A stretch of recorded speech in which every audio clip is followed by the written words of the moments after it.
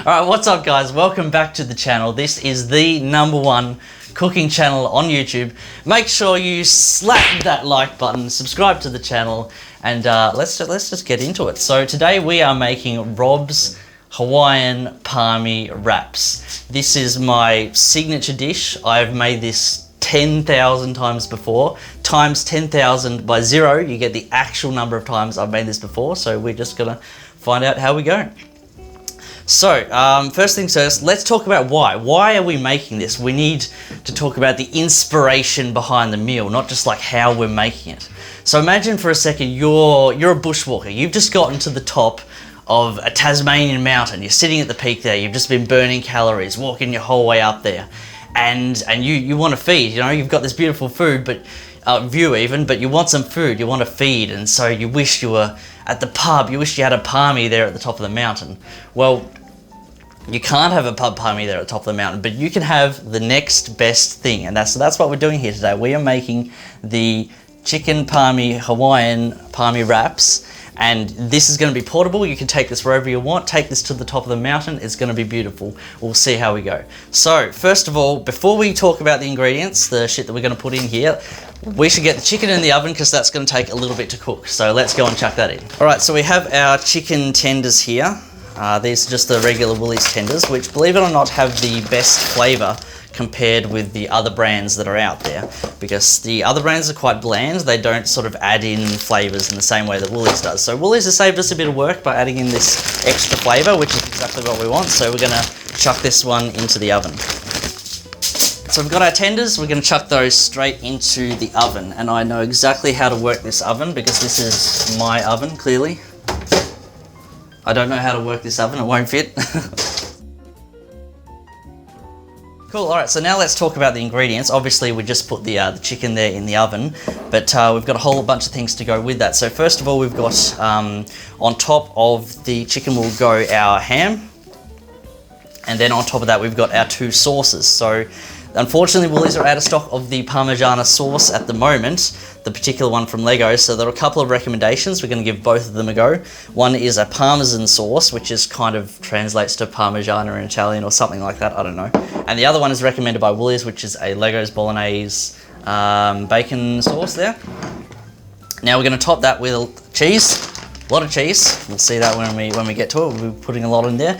And of course, we've got to make it a Hawaiian Parmy wrap. That's why we've got the pineapple there to chuck on top. Then, I probably should mention what we're putting it all in. So we've got these tortilla wraps here. These ones are probably better than the regular like chicken wraps that you get in the wrap aisle there in Woolies, in that these are a little bit more flexible. I find that the other ones just sort of like come apart and don't really wrap properly in the same way that more of a taco style wrap would. Then of course, as part of the Parmy meal that you see at the pub, it obviously comes with chips. You can't have Parmy without chips. So we've got our fries, we're going to cook those up, bit of sauce to go with it, and then of course you've got your veggies. Your Parmy always comes with veggies, so I've got a leafy mix here. And then finally the basil, because you got to like top the Parmy with those little bits of basil, I think is what will work best here. So that's going to be the rest of the ingredients today. So first of all, we've got to cook the chicken and the chips. While the chicken is cooking, we also need to get the chips cooked up so they're good to go. We're going to chuck those in the oven so we get a nice even cooking through these chips. We're not going to use too many for the wraps, so just enough to be able to get that sort of flavour in there from the Parmy meal. So we're just going to put a few on the tray, and then chuck that straight into the oven.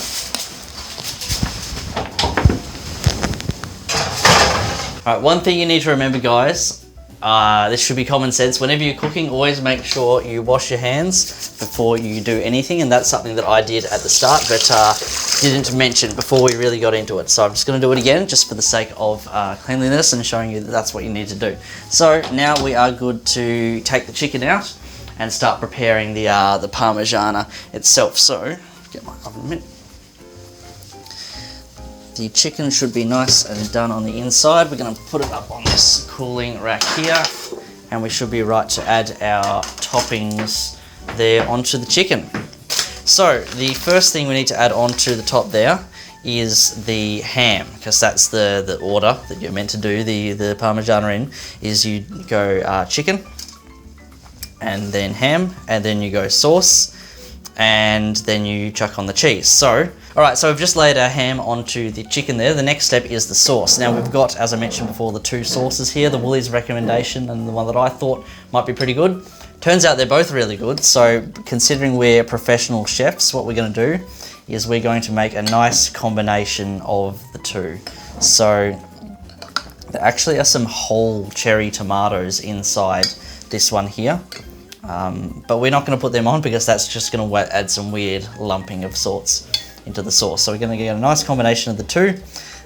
This works pretty well if you're doing pasta stuff as well. If you get a combination of bolognese and say roast garlic flavored sauce, it's always good to have a combination of the two. It provides a nice sort of middle ground in sort of balancing the flavors. So now we're going to have a go at this one. We're going to layer the sauce on top of all the bits of chicken here.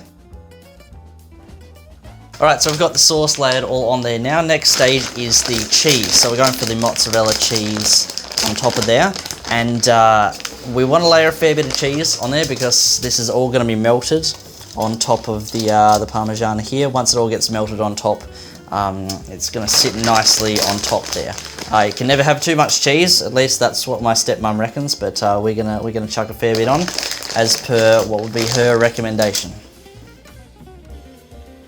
Now we've got all the cheese layered on the top there, so now we've got to do the pineapple. Now in terms of, I know there are a lot of haters out there that might say that pineapple is not suited for Italian meals, and I hear what you're saying. I agree that maybe for some people that's not really the addition for a meal like this, and you can admit this. It won't make it Rob's Hawaiian Parmy wraps, but it'll still make it Parmy wraps, and that's fine.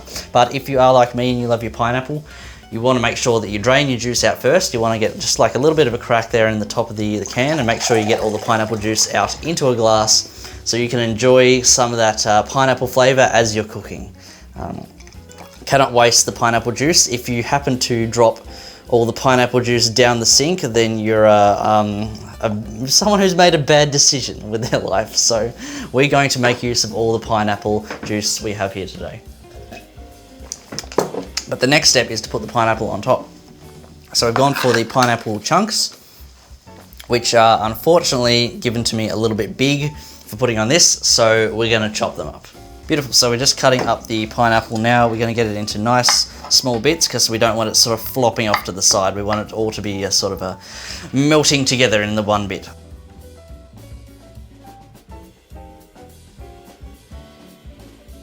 So we've got our pineapple chopped up. Now we're going to add the pineapple in and make sure we're pushing it in nice and firmly into the sauce and the cheese there, so that way it sort of stays in and doesn't fall out.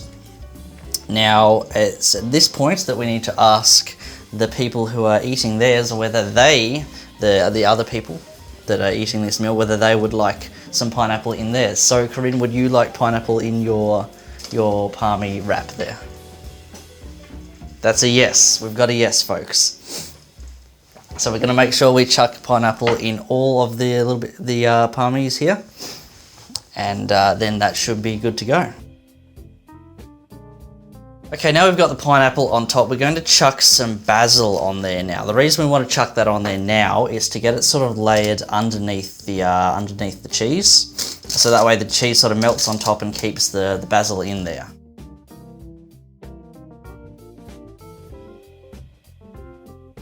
So now we've got all the cheese there on top of the basil. We've got all the ingredients there for the Parmy bits there. So we're going to chuck it back into the oven, so that way the cheese melts over the top. Everything sort of is, you know, melted and fused together, and then we would be able to put it into the wrap later on after we've melted that.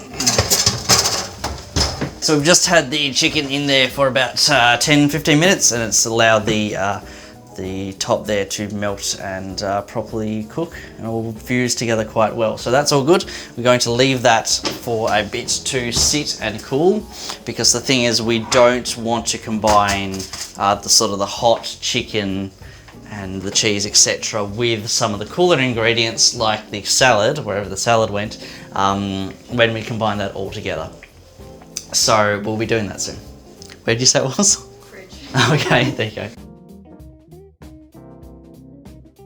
The chips have been in the oven there for a while, probably about 20 minutes, half an hour. We think they've pretty well cooked through. So that's all good. Switch the oven off, that's all right, it's already off. So while the chips are still hot and still sort of oily on the surface, what we want to do is add the salt into them while they are as they are. So the reason we want to do that is because if you add the salt on top cold onto the chips, the salt water sort of won't stick onto the chips, it'll just fall off, and that's not exactly what you want. So I've got our salt shaker here. We're going to add some, but not too much, because we don't want to be too salty. There we go. And just get a nice sprinkling over the top. That should be pretty good. We have everything pretty much all ready to combine. So we have our chicken parmies right here, and they look pretty good. We've got all the ingredients combined in there, just like the parmies at the pubs. We've also got obviously our chips that come with the Parmy meals, as well as some sauce if we want to add some of that. And finally, we've got the greens that also come with the Parmy meal. So we can all put that into the wrap. The question is right now whether it's all going to fit inside the one wrap. Let's have a go. So we've got our Parmy there.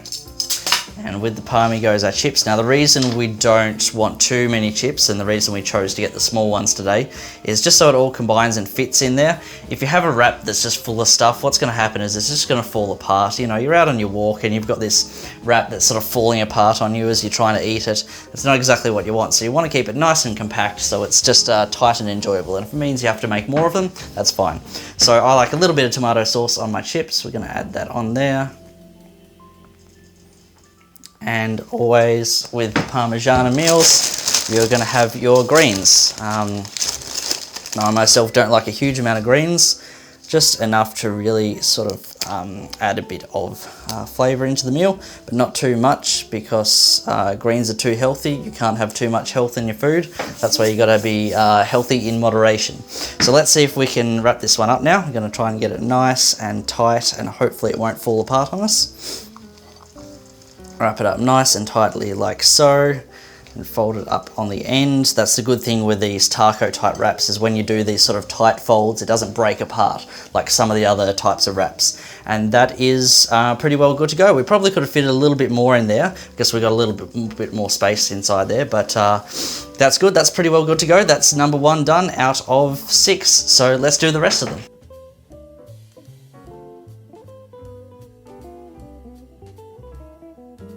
We've got everything all wrapped up. We decided to fold in both ends just so it stays in there nice and tight.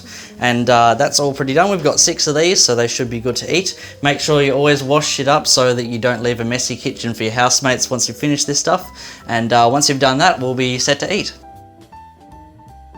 Okay, so for my cooking show, we always make sure we have the best judges to judge the quality of the food today.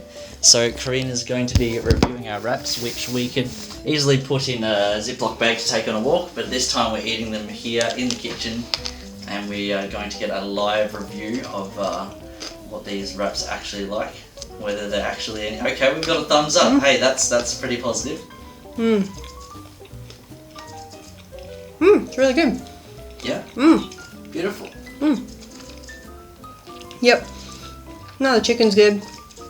There's just enough sauce. I like the addition of the chips.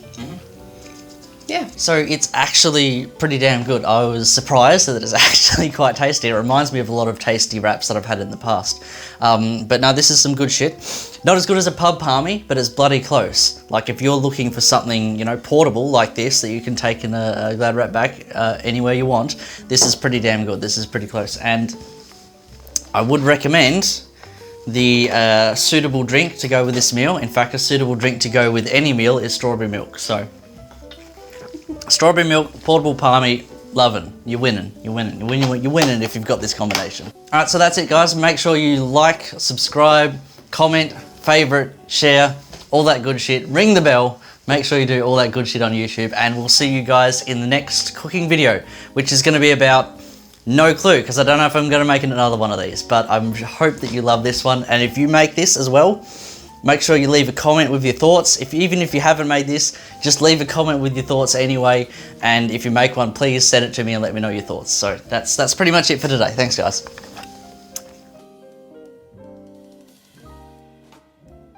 Give your meat a good old rub. That's it. Nice and hot. Hot and spicy meat. Yeah, boy.